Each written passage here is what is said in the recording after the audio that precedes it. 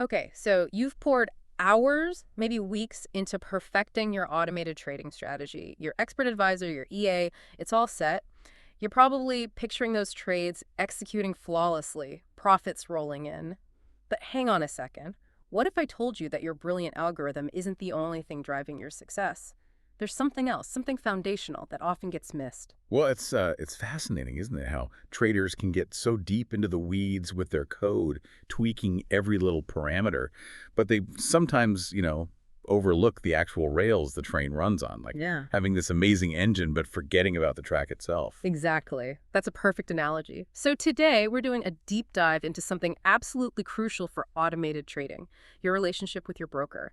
We're digging into the insights from Faida Ventures LTD, specifically their guide, How to Optimize Your Broker Relationship for Seamless Automated Trading. Yeah, and this guide really hits home that even the smartest EA needs the right playground to perform well. So our mission really is to break down those key steps for you, the listener, to ensure everything runs smoothly. We're talking efficiency, transparency, and, well, ultimately making it profitable. All right, let's unpack that. Starting right at the foundation, choosing the right broker. Because, it turns out not all brokers are created equal, especially for automated trading. That's a really critical point. Your standard broker might be fine if you're clicking the mouse a few times a day, but automated systems, they often fire off way more orders, and they need a much faster, tighter execution. The guide points out several things you absolutely need to look for if you're serious about automation. Right. Top of the list seems to be low latency execution. Now, latency, that's basically how fast the broker reacts, right? How quickly they process your EA's orders. Precisely. And think about it in markets that move quickly. Even a tiny delay, we're talking milliseconds here. That small delay can mean you get filled at a price you didn't want. It throws off your back testing. It hits your actual profits. Makes total sense. And then tight spreads and low commissions. This sounds obvious, but for an EA making maybe hundreds of trades a day, those tiny cost differences, they must really add up, like getting nickel and dimed constantly. Oh, absolutely. Okay. It can significantly erode your returns over time. And platform compatibility, that's often a big one. The guide mentions MT4 and MT5 MetaTrader 4 and 5. They're kind of the industry standard for a reason, right? Yeah, huge user base, tons of EAs written for them using MQL language. Exactly. That MQL factor gives you access to a massive ecosystem of tools. Hmm. But beyond just the platform, VPS hosting, a virtual private server, or cloud support.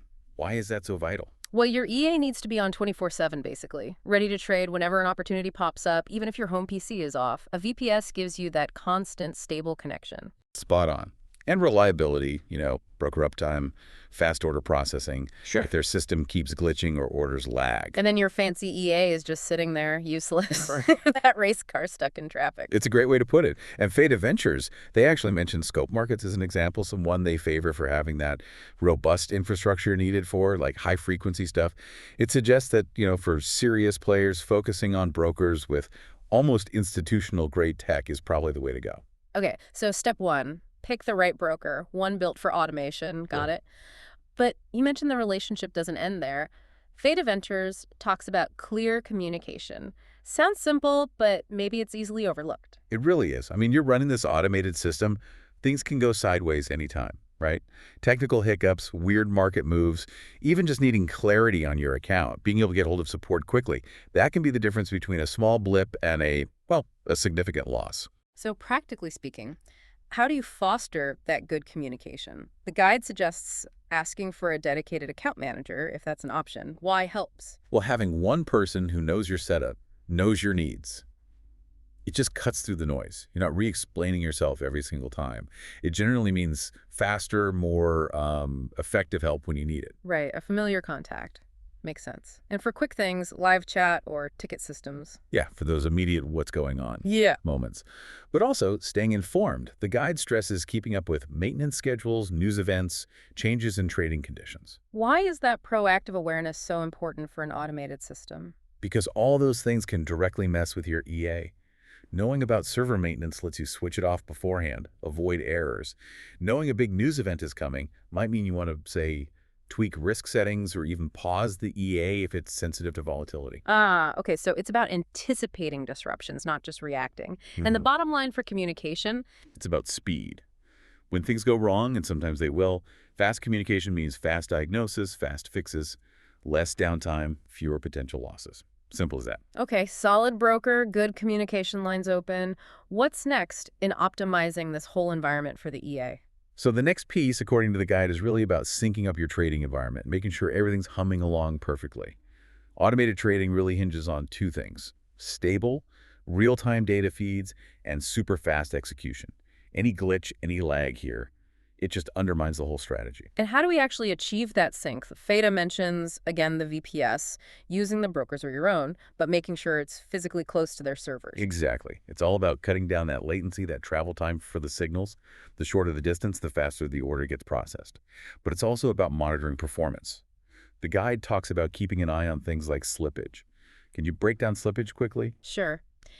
Slippage is just the difference between the price your EA wanted to trade at and the price it actually got filled at. In volatile markets, especially around news, that gap can widen. You might buy higher or sell lower than intended, eats into profits. Precisely. And the guide also says watch spread variation, how much that bid-ask difference bounces around, and just general execution speed. Using analytics helps here. So it's like constantly checking the system's pulse, making sure it's healthy. Yeah, exactly. Spotting issues early.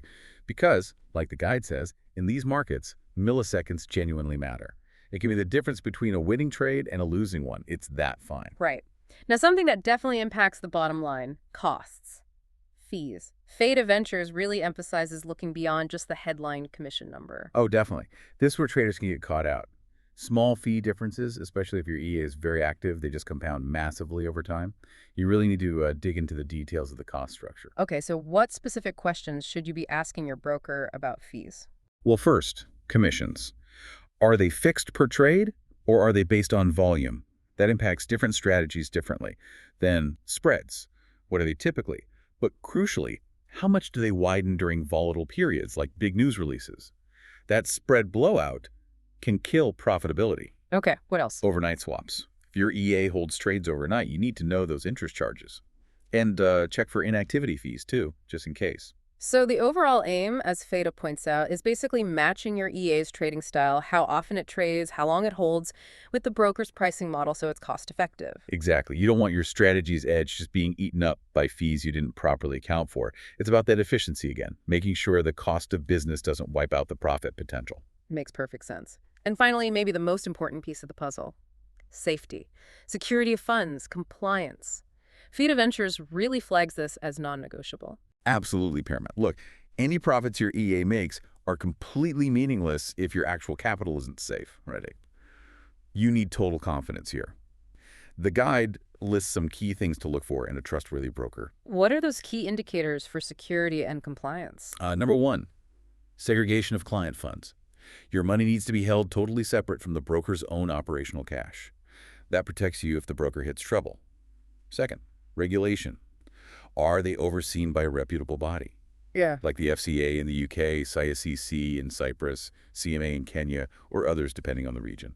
These bodies enforce rules. That regulatory oversight provides accountability, right? And what about getting your money out? Yeah, transparent and reliable withdrawal processes are vital. You need to know you can access your funds without hassle when you need to. And things like investor compensation schemes or insurance, they offer an extra layer of protection up to certain limits if the worst happens. The guide makes a point that Faida Ventures themselves are committed to only working with brokers who meet these high standards, so clients can focus purely on trading, knowing the funds are secure.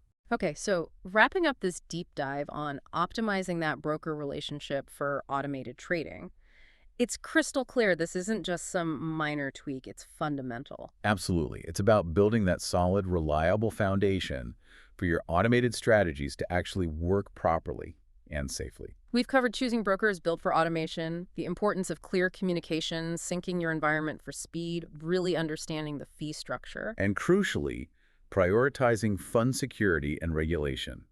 Each part plays a role in making the whole process smoother, more efficient, and hopefully more profitable. So, thinking about everything we've discussed today, here's something for you, our listener, to consider. What's one single concrete step you could take, maybe right now, to better evaluate or improve your current broker relationship for your automated trading? Really think about it. That one step might just be the most important move you make for your trading today.